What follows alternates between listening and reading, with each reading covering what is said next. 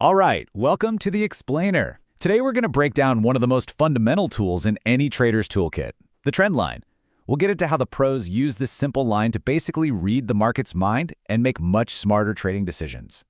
So let's dive right into the big question. Why do trend lines seem to work like magic for some folks, but for others, not so much? Well, the secret isn't some crazy, complex indicator. It's really about discipline and how you draw the line, and even more importantly, how you interpret what it's telling you. Okay, so to really trade with these things effectively, you gotta understand what they actually represent. Let's start with the basics. What exactly is a trend line, and what are the two main types you'll see? Think of a trend line like the market's pulse.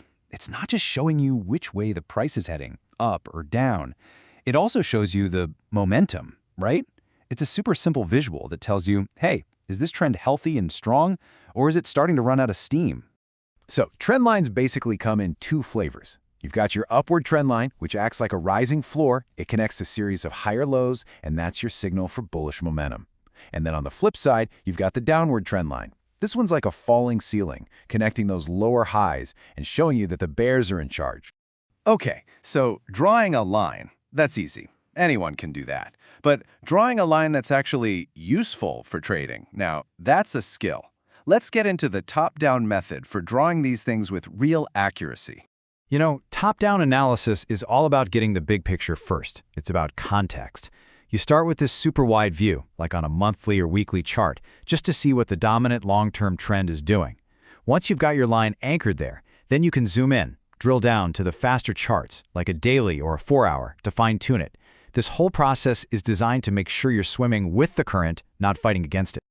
All right, let's break down some key rules here, super important. Your first point, what we call point A, should always be the most significant low you can find on the chart. Now here's the kicker. A line connecting 2 points, that's just a line. It doesn't mean much. It becomes a validated trend line when the price comes down and respects it a third time.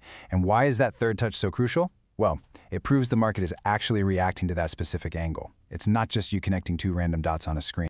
Okay, so you've drawn your lines. They're validated. Now what? Well, it's decision time, and your trading strategy is basically going to boil down to one of two scenarios.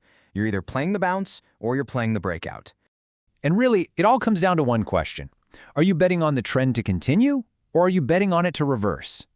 If you're trading the bounce, you're expecting the price to hit that trend line and just bounce right off, continuing on its merry way. But if you're trading the breakout, and this is a pro favorite by the way, you're anticipating that the price is going to slice right through that line, signaling that the old trend is over and a brand new one is about to begin. Look, a great entry point means absolutely nothing if you don't have a solid exit plan. So let's talk about what is honestly the most critical part of all of this, managing your trade to protect your money and, hopefully, lock in some profits. And here is a golden rule, seriously, especially if you're just starting out. Never risk more than 1 to 2% of your total trading capital on any single trade. This discipline, this right here, is what separates the amateurs from the pros. It's what keeps you in the game even when you hit a losing streak, which, trust me, you will. See, your trend line isn't just for getting you into a trade. It's also your objective signal to get out. By placing your stop loss just on the other side of that line, you've created a clear, non-negotiable rule for when you're wrong. If the price breaks that line, you're out. No questions asked. This is how you take the emotion completely out of your risk management. All right, now for the fun part, taking profits. You've got a couple of ways to do this. You could set a fixed target, maybe at a previous area of support or resistance where you think the price might hit a wall. That's great for quicker trades. Or, and this is for catching those huge monster moves, you can use a trailing stop. This just means you manually move your stop loss up along the trend line as the price moves in your favor, locking in more and more profit until the trend finally gives up. So, let's see how this all comes together in the real world.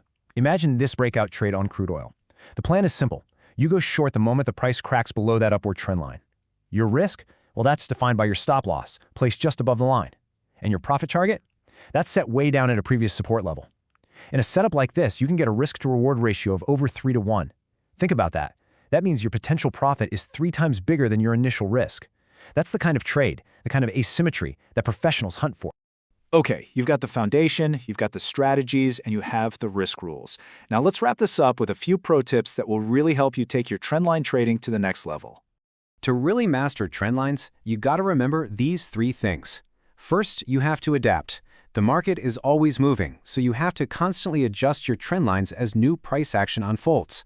They're not set it and forget it. Second, keep your perspective. Master that top-down multi-timeframe analysis we talked about. It gives you so much clarity. And finally, be smart about your exits. Use those key support and resistance levels as logical places to cash in your chips. So here's the big takeaway. Trend lines aren't just some random lines you scribble on a chart. They are a map of market psychology. They're a visual story of the constant battle between buyers and sellers. And once you learn how to read that map, well, the possibilities are pretty much endless. The trend is your guide. The only question left is, where are you going to let it take